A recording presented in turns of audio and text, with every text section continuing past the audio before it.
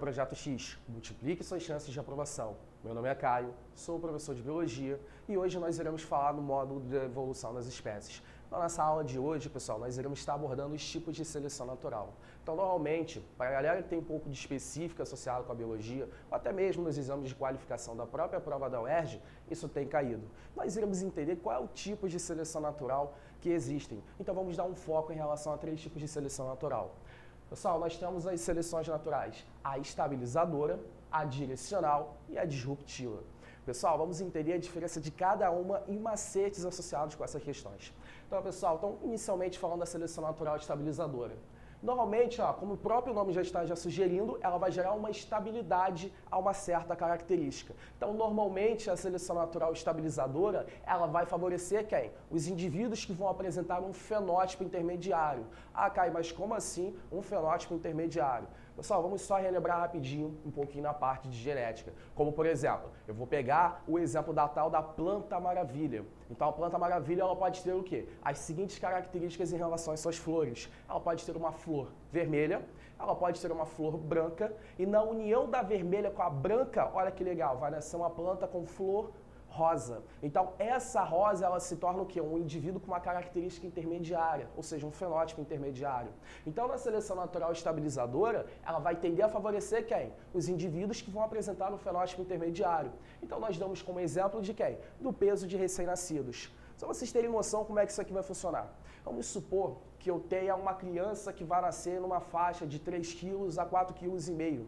Eu posso ter crianças que vão nascer acima da média, de entre 3 a 4,5, ou posso ter crianças que vão nascer abaixo da média. Então, normalmente, por ação da seleção natural, a estabilizadora vai favorecer quem? O meio intermediário, a questão da média entre 3 a 4,5 kg. Show de bola, pessoal?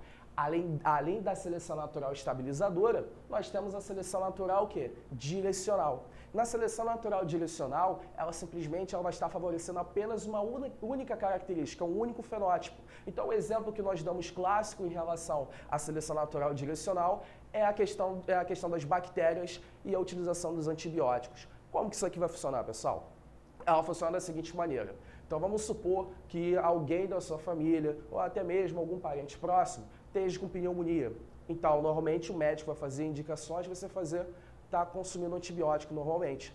Mas vamos supor que, de repente, essa pessoa parou de consumir normalmente esse antibiótico para poder tentar acabar com as bactérias da pneumonia.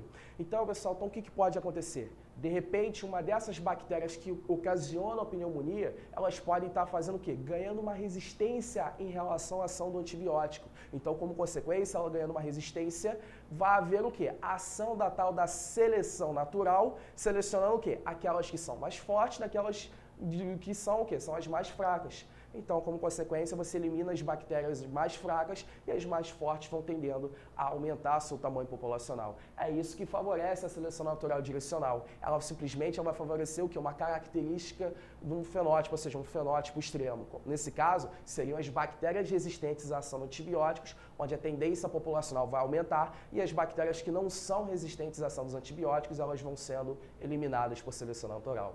E por último, pessoal, a seleção natural disruptiva.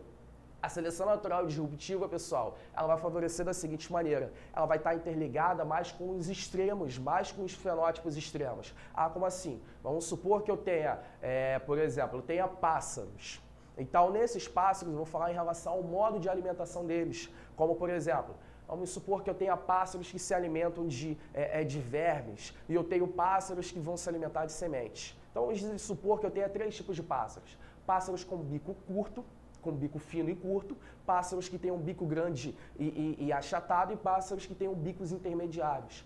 Então, normalmente, as sementes elas conseguem ser quebradas com maior facilidade em relação a quem? Aos pássaros que têm o quê? Um bico mais achatado e um bico mais longo. E um bico curto. No caso de pássaros que vão estar se alimentando de vermes, eles vão tender o quê?